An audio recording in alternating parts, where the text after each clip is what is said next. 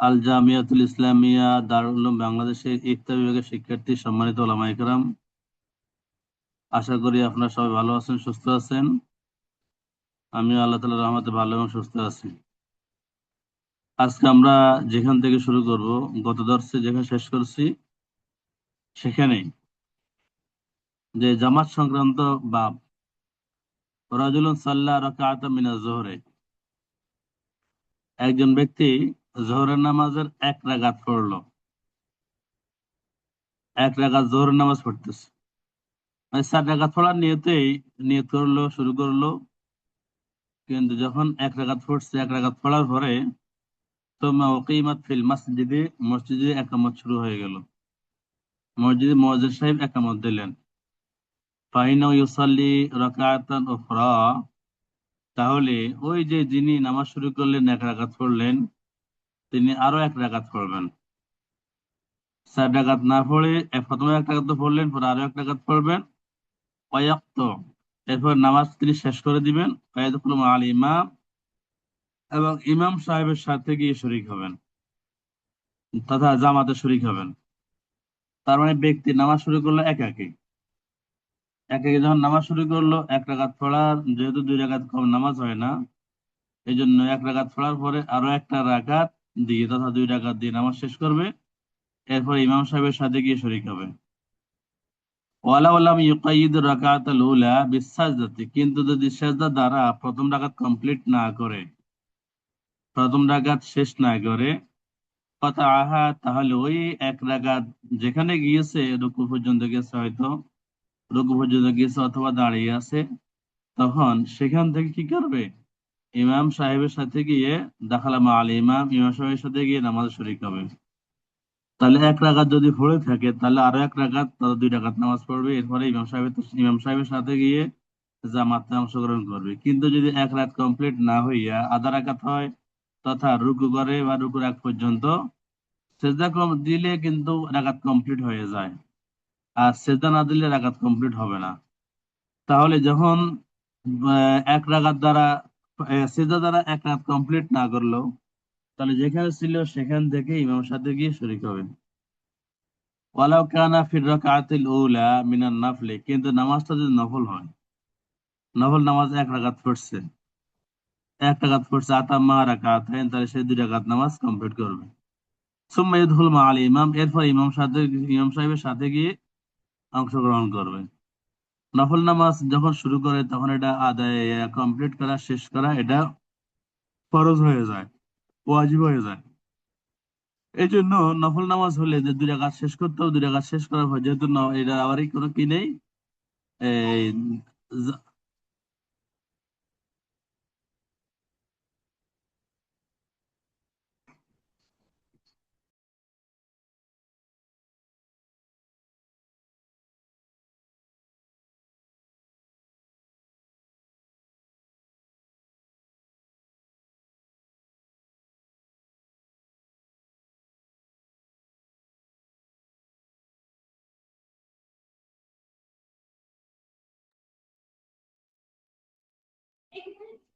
লাউ সাল্লা রাকাতাম মিনাল ফাজরি আও মিনাল মাগরিবি ফাইন্নাহু ইয়াকতাউ ওয়া ইয়াদখুলু মা আল ইমাম, কোন ব্যক্তি ফজরের নামাজের এক রাকাত অথবা মাগরিবের নামাজের এক রাকাত পড়লো, ফজরের নামাজের পরে কিন্তু নফল নামাজ নেই, আবার আসরের নামাজের পরে কোনো নফল নামাজ নেই, আর মাগরিবের পরে নফল নামাজ তো 3 রাকাত হয় না।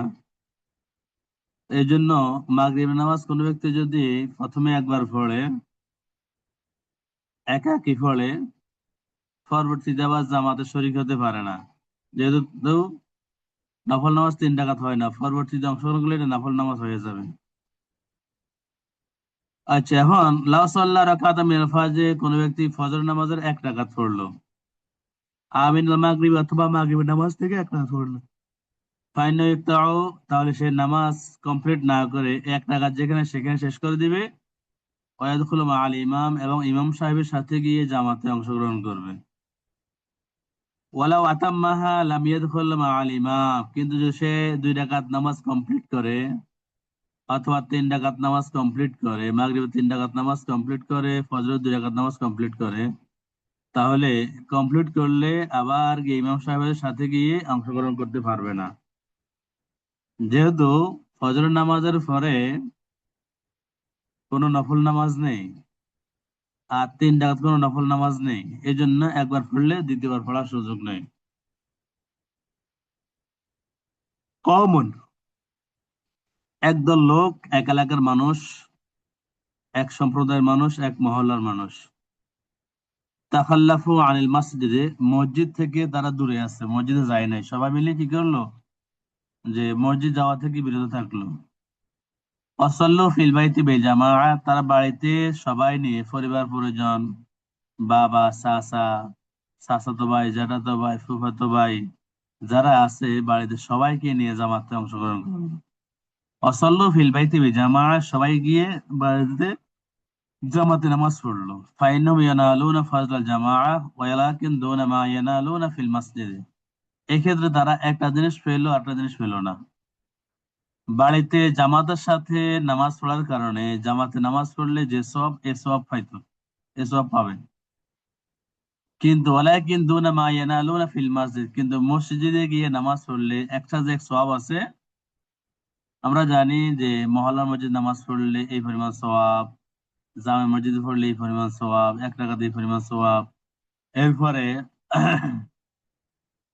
মদিনা মুনাওয়ারা হতে পড়লে,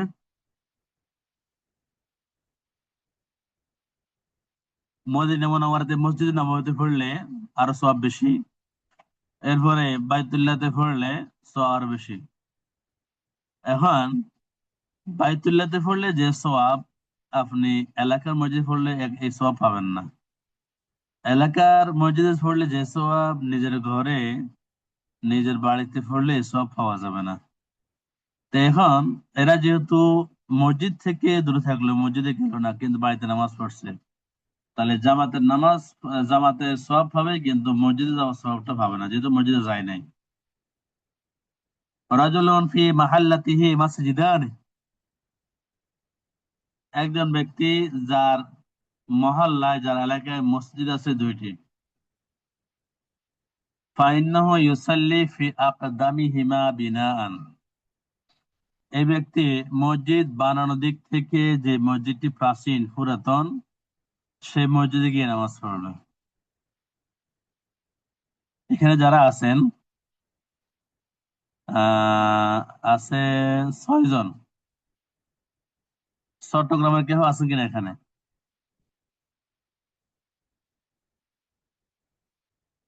চট্টগ্রামের কেউ আছেন? নাই? যদি কোনো সাউন্ড নাই তাহলে নাই। আমি 2012 থেকে 2015 সালের ফেব্রুয়ারি মাসের 1 তারিখ পর্যন্ত চট্টগ্রাম ছিলাম, 12 সালের জুলাই থেকে। সেখানে একটু খেদমত করেছি এক মহিলা মাদ্রাসায়। তো সেখানে বিকেল বেলায় কি করবো, কাজ করবো নাই, তো বিকেল বেলা হাঁটাহাঁটি করতাম। দেখলাম, হাঁটাহাঁটি করার সময় দেখলাম যে এক রাস্তার 2 পাশে 2টা মসজিদ, একটি পুরাতন, একটি নতুন। এখন সবাই এই দিকের ওই দিকের দোনো দিকের মুসল্লি যারা অজু করে একই পুকুরে, এক পুকুরে অজু করে। এবার যার যেখানে ভালো লাগে সে সেখানে যায় নামাজ পড়ে, কেউ রাস্তার এই পাশে পড়ে, কেউ রাস্তার ওই পাশে পড়ে, যার যেখানে সুবিধা। তো শুনলাম সেখানে নাকি, আমাদের এখানেও এরকম আছে। আমাদের এখানে কোথায় এক জায়গায় আছে এরকম। কোথায়? রাস্তার এটা হলো ভোলা চরফেশন। রাস্তার এই পাশে হ্যাঁ, মসজিদ একটা, অপর পাশে আরেক মসজিদ, একই পাশাপাশি। আচ্ছা, যাক, তাহলে আরো আছে। তাহলে বলতেছিলাম যে এটা একই পুকুরে অজু করে মুসল্লি 2 জন 2 দিকে যায়। তো শুনলাম সেখানে মনে হয় আধিপত্য বিস্তারকে কেন্দ্র করে মসজিদের সভাপতি, সেক্রেটারি কারা হবে, হয়তো তরুণ প্রজন্ম চাইতেছে এক দলকে, পুরাতন প্রজন্ম চাইতেছে আরেক দলকে, অথবা দেখা যায় মসজিদের দাতা যারা, তারা চাইতেছে সভাপতি হওয়ার জন্য, এবং ইয়ং জেনারেশন চাইতেছে না, তাদের কাছ থেকে সভাপতি হওয়ার জন্য। এরকম আধিপত্য বিস্তারকে কেন্দ্র করে মসজিদ 2টা হয়ে গেল। আর আমার নিজ এলাকায় লক্ষ্মীপুরের কমলনগরেও দেখা যায় এরকম দুই একটা জিনিস হয়তো মুসল্লি মুসল্লি অথবা কমিটির সাথে একটু দুই একটা কথা বাড়াবাড়ি হলে মানুষ আলাদাভাবে স্বাধীনতা ঘোষণা করে মসজিদ দিয়ে দেয়। এখন এই মসজিদ যদি কাছাকাছি থাকে, পাশাপাশি থাকে, তাহলে মানুষ কোথায় গিয়ে নামাজ পড়বে? এখন যার যেখানে সুবিধা সে কি সেখানে যাবে? এই সুবিধা অসুবিধা দেখেন এখানে আছে কি, ফাইন্না ইউসাল্লি ফি আকদামিহিমা বিনাআন, মসজিদ নির্মাণের দিক থেকে যেটা প্রাচীন, যেটা পুরাতন, সেখানে গিয়ে নামাজ পড়বে। ফাইন কানা সাওয়া ফাফি আকরাবিহিমা বাবান মিন বাইতি।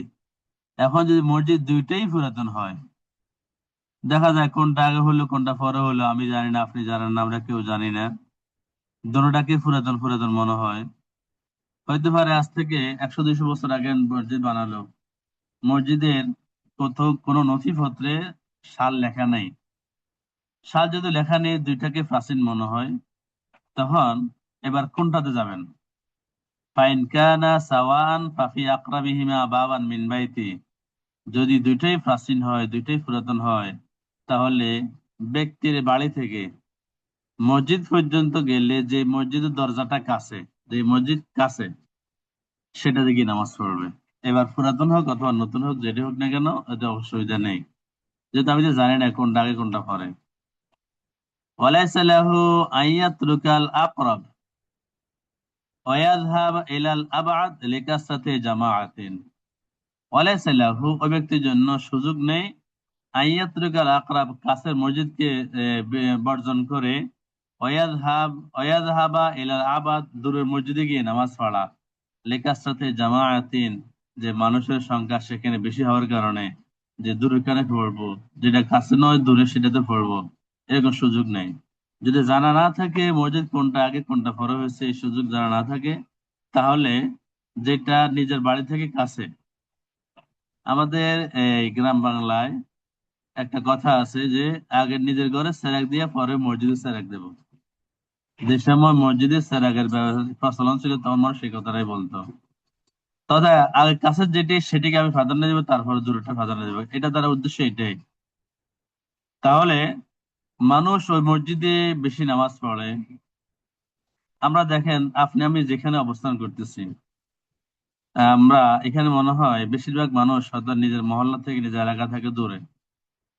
তা এলাকা থেকে দূরে হলে, কাছে বা অর্থাৎ নিজ সমাজ থেকে দূরে হলে, আপনি দেখেন যে বাসা বাড়িতে থাকি আমরা, শহর বন্দরে থাকি, আমার দোকানের, আমার বাসার কাছে যে মসজিদটি, আমি সেই মসজিদে গিয়ে নামাজ পড়বো। আর যদি দেখি না দূরে মসজিদ, সেটা প্রাচীন, সেটা জানি, তাহলে সেখানে গিয়ে নামাজ পড়বো। এটা হলো মাসালা। রজুলুন ইনতাহা ইলাল মসজিদ, এক ব্যক্তি মসজিদে গিয়ে পৌঁছলো, বাড়ি থেকে উযু করে মসজিদে গিয়ে পৌঁছলো জামাতে নামাজ পড়ার জন্য। মসজিদে গিয়ে দেখে ওয়াকাদ ফারাকাল ইমাম, ইমাম সাহেব আসসালামু আলাইকুম ওয়া রাহমাতুল্লাহ বলে ফেলছেন, ইমাম সাহেবের নামাজ শেষ। ফাইন দাখালাল মসজিদ সাল্লা ফিহি, এখন ব্যক্তি যদি মসজিদে ঢুকেই যায়, মসজিদে প্রবেশ করেই ফেলে, সাল্লা ফিহি, তাহলে মসজিদে নামাজ পড়বে। ওয়াইন লাম ইয়াদখুল তালাবাল জামাআ, আজ সে মসজিদে প্রবেশ না করে, তাহলে আশেপাশে যেখানে জামাত হয় সেখানে তালাশ করবে যে জামাত, এখন এই সময় আমি তো জামাত তরক করে ফেললাম, এখন কোথায় গেলে আমি জামাত পাবো সেটা তালাশ করতে হবে। মনে করেন যে আমরা আমি যেখানে আছি, আজকে জুমাবার, জুমার নামাজ দেখলাম এক মসজিদে হয় 1:15, এক মসজিদে 1:30, আরেক মসজিদে 2টা, আরেক মসজিদে 15:2। দেখা যায় আধা কিলোর মধ্যে, আধা কিলো না, হয়তো কোয়ার্টার কিলো হবে, কোয়ার্টার কিলোর মধ্যে এই পরিমাণ নামাজের ব্যবধান। এখন যেখানে 1:15 নামাজ হয়, কোন ব্যক্তি সেখানে গিয়ে যদি দেখে ইমাম সাহেব আসসালামু আলাইকুম রহমতুল্লাহ বলে ফেলছেন, তাহলে এবার আপনি যেখান থেকে একটা নামাজ হয় সেখানে গিয়ে জামাতে অংশগ্রহণ করবেন। যদি সেখানে গিয়ে দেখে যে জামাত শেষ, তাহলে যেখানে 15-2টা নামাজ হয় সেখানে গিয়ে জামাতে অংশগ্রহণ করবেন। যদি সেখানে গিয়েও দেখেন জামাত শেষ, তাহলে যেখানে 1:30-2টা বাজা হয় সেখানে গিয়ে নামাজ পড়বেন।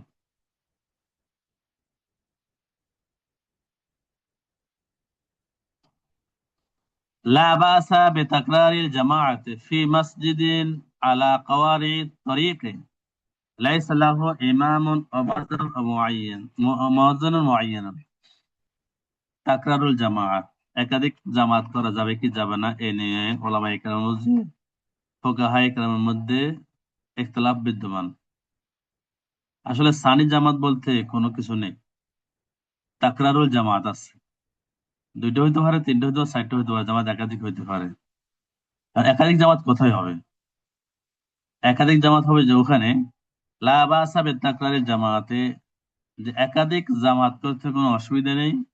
ফি মাসজিদিন আলা কাওয়ারিত তরিক, মানুষের চলাচলের রাস্তায় আশেপাশে যদি কোনো মসজিদ থাকে, যে মসজিদে লাইসা লাহু ইমামুন ও মুয়াজ্জিনুন মুআয়্যানুন, নির্দিষ্ট কোনো ইমাম মুয়াজ্জিন নেই, নির্দিষ্ট কোনো ইমাম মুয়াজ্জিন নেই, যার যখন খুশি সে তখন এসে নামাজ পড়ে, তাহলে এই জাতীয় মসজিদে একাধিক জামাত করতে কোনো অসুবিধা নেই।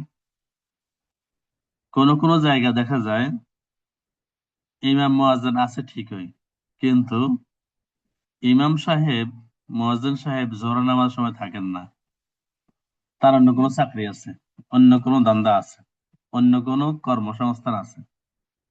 এখন জোহরের নামাজের সময় সেখানে থাকার কারণে তিনি মসজিদে এসে জামাতে নামাজ পড়াতে পারেন না।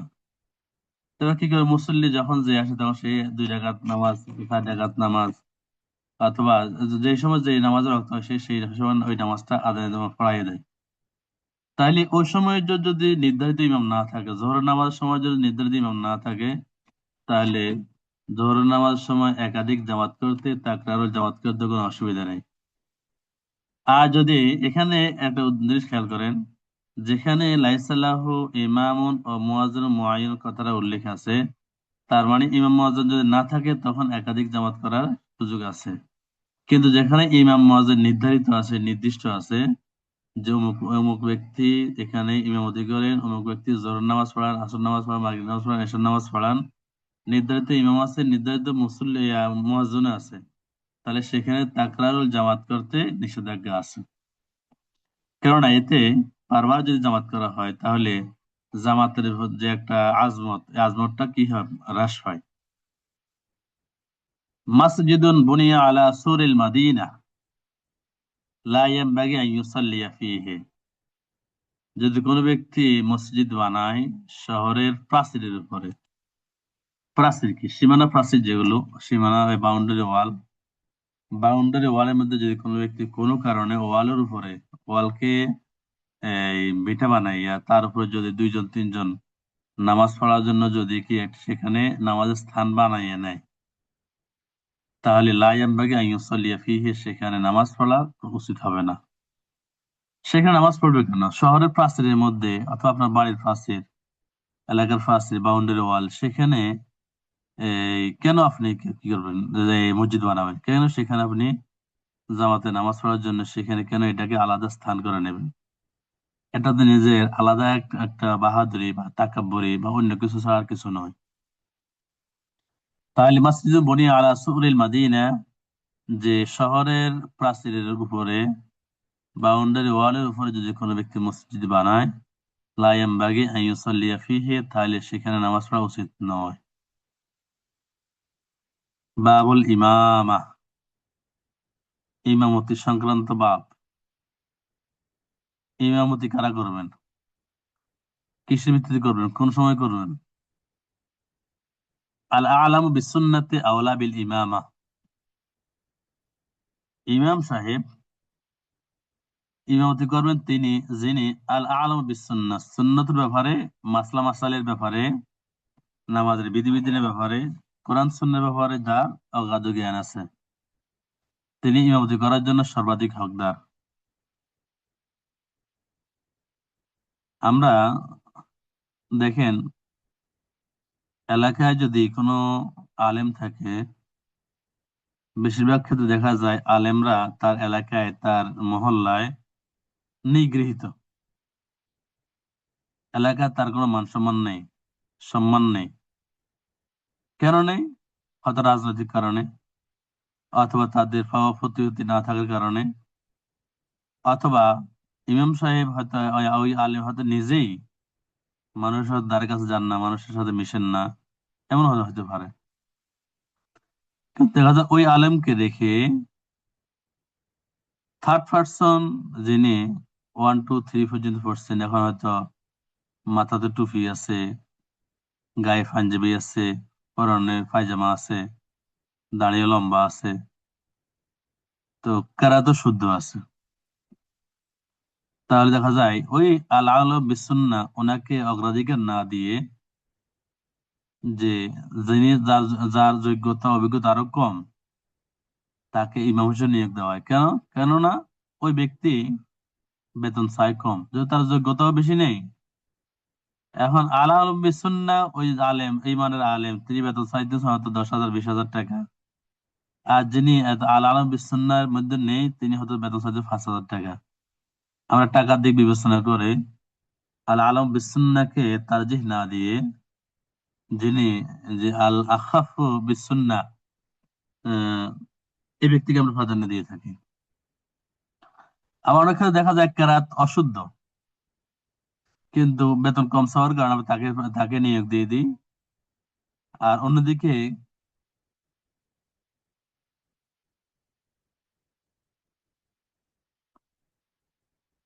আমার সাউন্ড কি বোঝা যাচ্ছে না? জি হুজুর, বোঝা যাচ্ছে। ও তাহলে যিনি চ্যাট বক্সে লিখছেন যে ক্লিয়ার আসে না, তোমার হয়তো ডিভাইসের সমস্যা। আপনি কি করেন, আপনি এক কাজ করেন, আপনি এখান থেকে লিভ নিয়ে আবার অ্যাটেন্ড করেন, আবার জয়েন করেন। ইযা কানা ইউহসানু মিনাল কিরাআতি, যদি ওই ইমাম সাহেবের কেরাত বিশুদ্ধ হয়, কেরাত সুন্দর হয়, শ্রুতিমধুর হয়, তাহলে এই জাতীয় ইমাম সাহেব যিনি আলা বিসুন্নাহ, তিনি অগ্রাধিকার পাবেন। মা ইয়াজুযু বিহিস সালাহ, একেবারে কড়া 30 পারা সুন্দর সুললিত কণ্ঠে, সাবলীল কণ্ঠে পড়তে হবে, এমন কোনো শর্ত নেই।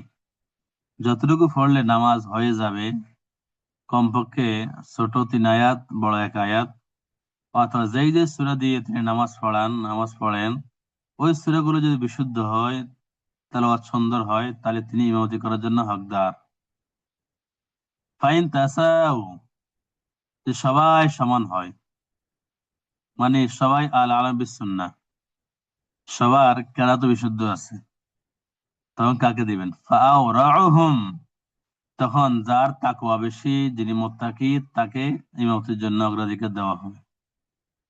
ফাইন তাসাউ, যদি এটাও দেখা যায় সবাই সমান, সবাই সুন্নতের ব্যাপারে পাবন্দ, সবাই মুত্তাকি, আল্লাহওয়ালা, পরহেজগার বান্দা, ফাআকবারুহুম সিন্না, তাহলে বয়স যার বেশি, বয়সের দিক দিয়ে যিনি বড়, তিনি ইমামতি করার জন্য সর্বাধিক হকদার।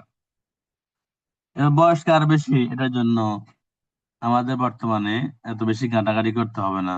সবার যদি জন্ম সনদ বা জন্ম নিবন্ধন সনদ যদি তালাশ করা হয়, দেখা যাবে যে ইনি কি, এনার বয়স বেশি, ওনাকে এই পদে নিয়োগ দেওয়া যেতে পারে। দেখেন এখানে যদি ইন্টারভিউ হয়, ইন্টারভিউ হলে যদি সবাই যদি আল আলম বিসুন্নাহ হয়, সবাই যদি আওরা হয়, সবার যদি মার্ক সমান সমান হয়, তখন কাকে দিবেন? তখন আকবারুহুম সিন্না, বয়স যার বেশি তাকে প্রাধান্য দিবেন, তাকে অগ্রাধিকার দিবেন।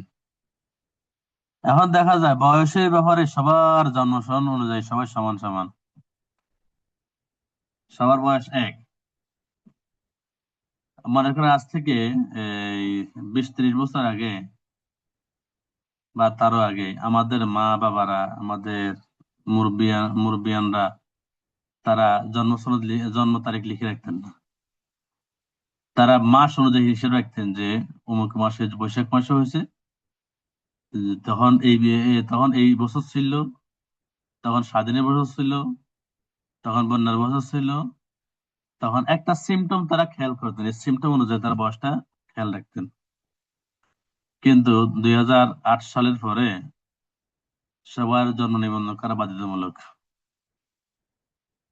তো আগে যখন জন্ম নিবন্ধন করা বাধ্য ছিল না, সুযোগ ছিল না, তখন আমরা যারা বিভিন্ন লাইনে পড়ালেখা করেছি, যিনি যে লাইনে করেছেন, কেউ কলেজ লাইনে, কেউ আলিয়া লাইনে, কেউ সরকারি লাইনে, কেউ কমি লাইনে, তখন তারা, যেমন আমি আমার কথাই বলি, যে আমাদের সময়ে সবার জন্মসাল, যেহেতু হুজুররা জানতেন না কার জন্মসাল কত, সবাই লিখে রাখতেন যে এই সবার জন্ম হলো 1183, 1182, 1186, 1188, 1199, অথবা 1281, 1282, 1250, সবার একটা করে লিখে রাখতেন। এবার যার জন্ম যখন হোক না কেন, কাগজপত্র অনুযায়ী রেকর্ড অনুযায়ী সবার জন্ম একই সালে। এখন ইমামতি করার জন্য অথবা ইন্টারভিউর জন্য যখন কল করা হলো, সবাইকে দেখা গেল সবাই আলাম বিসুন্নাহ, সবাই আওরা, সবাই বড়, সবার বয়স জনসংখ্যা অনুযায়ী এক। তাহলে ফারদাহুম ইনদাল কওমি আওলা, এবার কওমের মানুষ, এলাকার মানুষ যাকে পছন্দ করে, যার প্রতি সন্তুষ্ট, যার প্রতি এলাকার মানুষের ইয়ে আছে, গ্রহণযোগ্যতা আছে, তিনি ইমামতি করার জন্য হকদার। যদি ইমামতি একজনই করবেন, এখন সবাই যদি ইমামতি করার জন্য যোগ্য হন, সবাই তো ইমামতির আসনে দাঁড়াতে পারবেন না। মুতায়াম্মিমুন আন হাদাসিন ও মুতায়াম্মিমুন আন জানাবাতিন, এক ব্যক্তি অজু ছুটে গেছে, অজু ছুটে যাওয়ার পরে তিনি নামাজ পড়ার জন্য কোথাও পানি পান নাই, অথবা পানির ছড়া মূল্য, এত মূল্য দিয়ে পানি কেনা তার পক্ষে সম্ভব না। তার কাছে এত টাকা দিয়ে পানি কেনার জন্য যে তকাত, যে শক্তি, যে কি দরকার, সামর্থ্য দরকার, সামর্থ্য তার নেই। এবং তিনি কি করছেন, মাটি দ্বারা তায়াম্মুম করেছেন নামাজ পড়ার জন্য।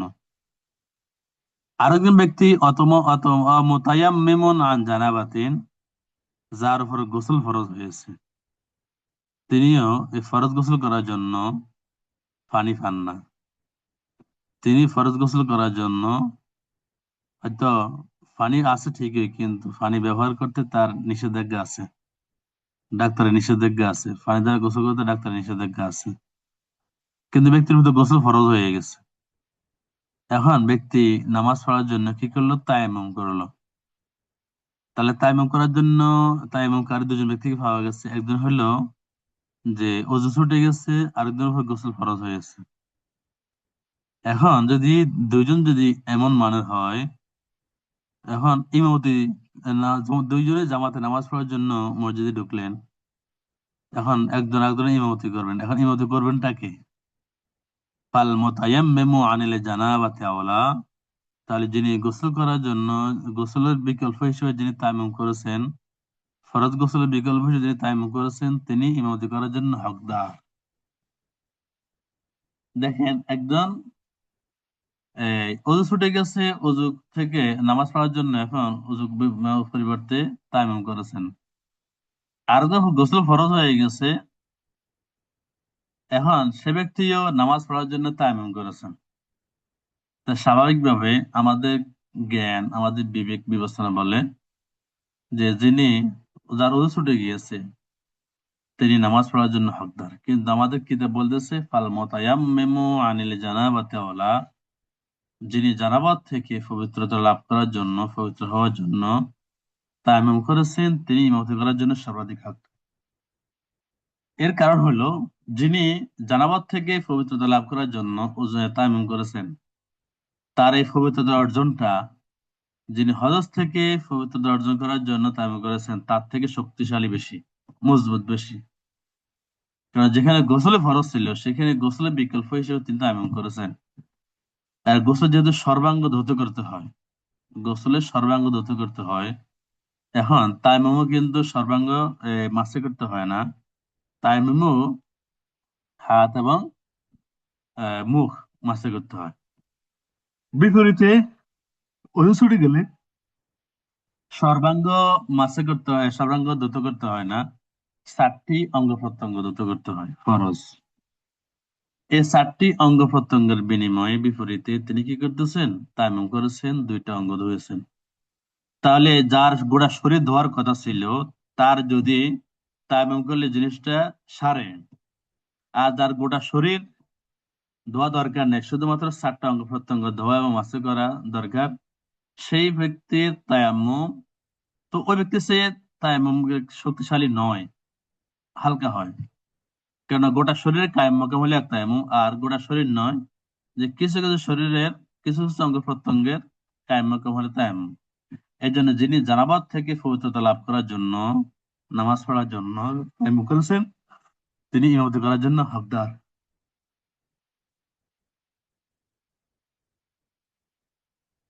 আসসালাতু খালফাল মুবতাদি'i, যিনি বেদাত করেন,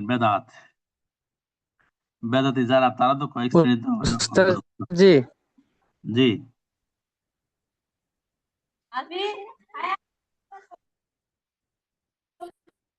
কি বলছেন?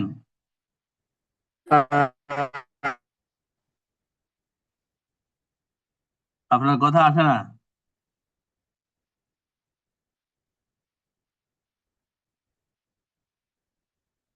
আপনার কথা আসে না। আচ্ছা, চারটা লাস্ট কি? পাঁচ। বুঝলি নাই? হ্যাঁ, এখন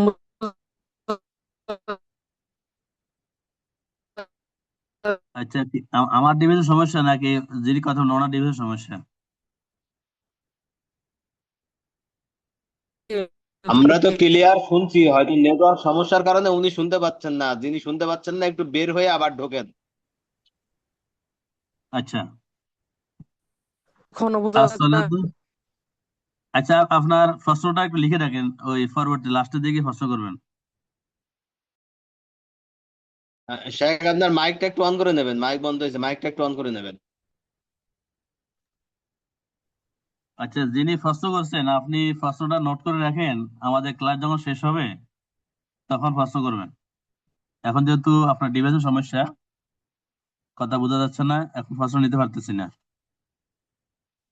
আসসালাতু খালফাল মুবতাদি'i তাজুজু ইল্লা ফি riwayatin আন আবি হানিফা রাহিমাহুল্লাহ তাআলা। বেদাতকারী ব্যক্তির পেছনে নামাজ আদায় করা জায়েজ, ইল্লা ফি riwayatin আন আবি হানিফা রাহিমাহুল্লাহ তাআলা, তবে ইমাম আযম আবু হানিফা রাহিমাহুল্লাহ তাআলা এর রাওয়াত অনুযায়ী নয়। অর্থাৎ ইমাম আযম আবু হানিফা রাহমাতুল্লাহি আলাইহি তিনি বলছেন না জায়েজ, কিন্তু হানাফি মাযহাবের অন্যান্য উলামায়ে কেরাম জায়েজ বলেছেন। তবে এখানে কিছু শর্ত আছে। শর্ত হইল, কিছু কিছু বেদাতি আছে যাদের আকীদা এমন পর্যায়ে, এরা কুফরি পর্যায়ে চলে যায়। রাসূল সাল্লাল্লাহু আলাইহি সাল্লামকে আমরা আমাদের প্রাণের চেয়ে বেশি ভালোবাসি। আমরা আল্লাহ পাক রব্বুল আলামিনকেও ভালোবাসি। প্রত্যেকের ভালোবাসাটার স্তর হলো আলাদা আলাদা। এখন কিছু কিছু বেদাতি আছে আল্লাহ রাসূল সাল্লাল্লাহু আলাইহি সাল্লামকে এতই ভালোবাসে, বেশি ভালোবাসতে গিয়ে আল্লাহর পর্যায়ে আল্লাহর সমকক্ষ নিয়ে যায়, যার কারণে তখন তাদের ঈমান থাকে না, তখন তারা বেঈমান হয়ে যায়। হযরত ঈসা আলাইহিস সালাতু ওয়াস সালামকে তার উম্মতরা বেশি ভালোবাসতে গিয়ে আল্লাহর পুত্র পর্যন্ত বলে ফেলেছেন, নাউযুবিল্লাহি মিন যালিক। হযরত ঈসা আলাইহিস সালামকে কেহ কেউ খোদাও বলে ফেলেছে, এত অতিভক্তি করতে গিয়ে। তো এখন অতিভক্তি একটা কথা ছোটর লক্ষণ। ভালোবাসার একটা সীমা আছে। সন্তানকে আমরা ভালোবাসি, স্ত্রীকেও ভালোবাসি, মা বাবাকেও ভালোবাসি, ভাই বোনকেও ভালোবাসি, কিন্তু প্রত্যেকের ভালোবাসা আলাদা আলাদা। স্ত্রীর ভালোবাসা আর সন্তানের ভালোবাসা দুইটা এক না। সন্তানের ভালোবাসা আর মা বাবার ভালোবাসা দুইটা এক না। তাহলে ভালোবাসবো আমরা, কিন্তু প্রত্যেকটা একটা আলাদা একটা জগৎ আছে, একটা সীমা রাখা আছে। রাসূলুল্লাহ সাল্লাল্লাহু আলাইহি ওয়াসাল্লামকে আমরা ভালোবাসবো, যে এমন ভালোবাসবো না যে ভালোবাসলে আল্লাহ তাআলার সমকক্ষ, আল্লাহ তাআলার সমপর্যায়ে নিয়ে যাওয়া হয়। কিছু কিছু বেদাতি ভাইরা আছেন রাসূলুল্লাহ সাল্লাল্লাহু আলাইহি ওয়াসাল্লামকে আল্লাহ তাআলার জাতি নূরের সৃষ্টি বলে তারা কি করেন, বিশ্বাস করেন। যদি আল্লাহ তাআলা জাতি নূরের সৃষ্টি বলে বিশ্বাস করেন, তাহলে ওই ব্যক্তির ঈমান থাকে না। আর যারা এই জাতীয় আকীদায় বিশ্বাস করে, ওই জাতীয় ব্যক্তিদের পিছনে, এরা যেহেতু কুফরি পর্যায়ে চলে গেছে, এদের পিছনে নামাজ পড়া যাবে না। আর কিছু কিছু বেদাতি কর্মকাণ্ড আছে, বেদাত ঠিকই কিন্তু কুফরি পর্যায়ে নিয়ে যায় না। বেদাতি যারা, তাদেরকে ওই তাদের বেদাতটা কুফরি পর্যায়ে নিয়ে যায় না, মুসলিমদের কাতারের মধ্যে রাখে। অমুসলিমের কাতারে নেয় না, মুরতাদের পর্যায়ে নিয়ে যায় না, তাহলে তাদের পেছনে নামাজ পড়া জায়েজ আছে। মিলাদ পড়াটাকে আমরা বেদাত বলি, কেউ জায়েজ বলেন, কেউ না জায়েজ বলেন, যাই বলেন না কেন। তো কেউ কেউ মিলাদ পড়ে, কিয়াম করে, যে স্বাভাবিকভাবে যে আমরা ইয়া নবী সালাম আলাইকে বলি, ইয়া রাসূল সালাম আলাইকে বলি, অথবা দুরূদ শরীফ পড়ি। এখানে আমরা এই আকীদা পোষণ করি না যে এখানে আল্লাহ রাসূল এসে উপস্থিত হবেন, ওনার জন্য একটা চেয়ার রাখা হবে, ওনার জন্য একটা বালিশ রাখা হবে, উনি এখানে বসবেন, এখানে উনি শুইবেন। এই জাতীয় কিছু কিছু আকীদা অনেকে পোষণ করে। এই জাতীয় আকীদা পোষণ না করে যে আমরা স্বাভাবিকভাবে যদি আমরা এমনিতেই মিলাদ পড়ি, যে ইয়া নবী সালাম আলাইকা যেটা আছে, আমি জায়েজ না জায়েজ দিকে যাচ্ছি না। মিলাদ অনেকে জায়েজ বলছে, কেউ না জায়েজ বলতেছেন। আমি দুইটা মাঝামাঝি পর্যায়ে অবস্থান করতেছি। এটা বাড়াবাড়ির মধ্যে নয়, ছাড়াছাড়ির মধ্যেও নেই। কেননা এখানে তো কোরআন তেলাওয়াত করা হয়, এখানে দুরূদ শরীফ পড়া হয়, আল্লাহুম্মা সাল্লি আলা মুহাম্মদ ওয়া আলা আলি মুহাম্মদ, এটাও পড়া হয়। আবার ইয়া নবী সালামু আলাইকা এটা বলা হয় ইয়া সালামু আলাইকা। হরফে নাদা করিবই, হরফে নাদা ইয়া করিবই দুইটার জন্য ব্যবহার হয়। তো সেখানে ইয়া নবী সালামু আলাইকা যদি বলি, এটা আমার মত, আমার ব্যক্তিগত মতামত, যেটা এখানে খারাপের কিছু নেই। এই জন্য যে আল্লাহ পাক রব্বুল আলামিন রাসূলুল্লাহ সাল্লাল্লাহু আলাইহি ওয়াসাল্লামের শানে বলেছে, ইন্নাল্লাহা ওয়া মালাইকাতাহু ইউসাল্লুনা আলান নবী ইয়া আইয়ুহাল্লাযীনা আমানু সাল্লু আলাইহি ওয়া সাল্লিমু তাসলিমা। সল্লু, সাল্লিমু, সাল্লিমুকে আবার তাকিদ করা হয়েছে তাসলিমা, মাফুলে মতলব এনে। তো আমি মনে করি যে ইয়া নবী সালাম আলাইকা, এখানে সালাম আছে। দুরূদ শরীফ আমরা দুরূদ ইব্রাহিম পড়লে সেখানে সালাত আছে, সেখানে সালাম নাই। তাহলে আমরা যারা ভিন্ন আকীদা পোষণ না করে, ভিন্ন অন্য কোন আকীদা পোষণ না করে যদি ইয়া নবী সালাম আলাইকা বলে কোনো ব্যক্তি যদি মিলাদ পড়ে, আমি সেখানে নাজায়েজ কিছু দেখি না। তো এই জাতীয় বেদাতি যারা আছেন, অথবা আরো স্বাভাবিক একেবারে কট্টর কোনো বেদাত নয়, স্বাভাবিক বেদাত যারা করেন, যেগুলো আমাদের ইমান থেকে বাহির করে নিয়ে যায় না, এই জাতীয় ব্যক্তিদের পিছনে নামাজ পড়ার ব্যাপারে যে জায়েজ ব্যাপার ফতোয়া আছে। আসসালাতু খালফার রাফিজি আল গালি। আচ্ছা, এখানে আমি কাকতালীয় ভাবে একটা উদাহরণ টানছি। আপনারা কেউ এখানে নেগেটিভ নেবেন না। সেটা হলো, আমি ব্যক্তিগতভাবে 2012 সালে একটা ঘর করলাম। এখানে নিজের পরিবার পরিজন, ছেলে মেয়ে, মা বাবা, ভাই বোন সবাই থাকবে এই উদ্দেশ্যে। তো আমার ছোট ভাই একটা হাফেজ, সে যখন বাড়িতে আসতো আমার ঘরে, কিন্তু ওই যে আমরা যে সমস্ত প্রতিষ্ঠানে পড়ছি সেখানে সাধারণত মিলাদ কিয়ামের ব্যাপারে একটু নেগেটিভ ধারণা দেওয়ার কারণে আমি ঘর করছি, সাধারণত এখানে মিলাদ পড়াই নাই। এটাকে তো লাজব মনে করি না। তো আমাকে আমাদের এই এলাকার কিছু মানুষ বলছে মিলাদ পড়ানোর জন্য, আমার মা বলছে মিলাদ পড়ানোর জন্য, বাবা কিছু বলে নাই। কিন্তু ওই যে একটা নেগেটিভ ধারণা ছিল মিলাদের ব্যাপারে, এজন্য পড়ায় নাই। কি করছে, আমি ঘরে বসে বসে সবাইকে বলছি কোরআন তেলাওয়াত করার জন্য, সবাই কোরআন তেলাওয়াত করেছে। আমার ভাই যেটা হাফেজ, তাকে বলছে তুমি এক খতম দিবে এই ঘরের মধ্যে থাকিয়ে, সে এক খতম দিছে। এখন আমার যে ভাই হাফেজ, সে যখন বাড়িতে আসতো, বাড়িতে আসলে তাকে রাতের বেলা কিসে যেন চেপে ধরতো, সম্ভবত হত্যা করার উদ্দেশ্যে, যে নিয়ত যেগুলো এগুলো হয় চেপে ধরতো। তার চিৎকারে আমরা সবাই ঘুম থেকে জাগিয়ে দিতাম। এখন এরকম আমরা যখনই বাড়িতে আসে, একবার দিবেন না, যখনই বাড়িতে আসে রাতের বেলায় সবাই ঘুমায়, ঘুমাইলে কি একই কাণ্ড বারবার ঘটে। শুধু ভাই সেটা না, আরো একটা ভাইও আছে, তার মনে হয় নাক মুখ এমন ভাবে চেপে ধরছে যে সে ফা দিয়ে যখন আছাড় দিচ্ছে, চোদ্দিকে লাথি মারছে, আমার ঘরের টিন একটা একেবারে ছুটে গেছে, ছুটে গেছে। এবং তার নাক মুখ সম্ভবত ওই যে আশ্রালে যে একটা আশ্রানোর দাগ থাকে, নাকে মুখে এরকম একটা দাগ হয়ে গেছে। এবার আমার আম্মা তিনি বলছেন যে এই যখন বাড়িতে আসে শুধু এ না, এরা দুইজন যেহেতু বাড়িতে আসলে এরা আক্রমণের শিকার হয়, তাহলে আগে তো ঘরে মিলাদ ফড়াস নাই, এখন মিলাদটা ফড়াই দেয়। মিলাদ ফড়াই দিয়ে হইতে পারে এই মিলাদের ওসিলায় যে হয়তো শয়তান বা জিন্নিয়াত যেগুলো আছে এগুলো আর আসবে না।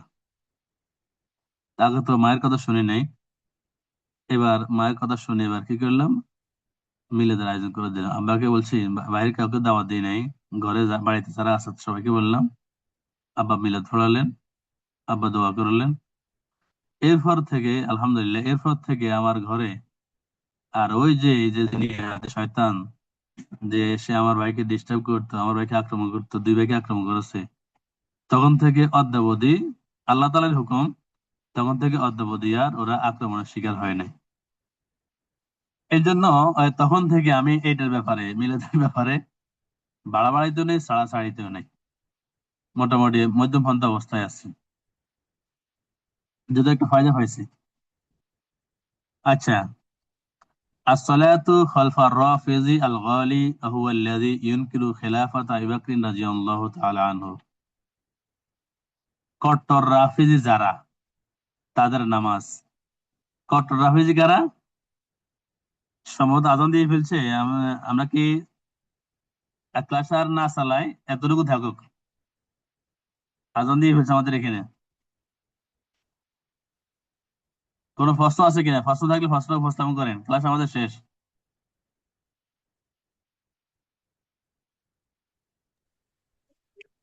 উস্তাদি, জি।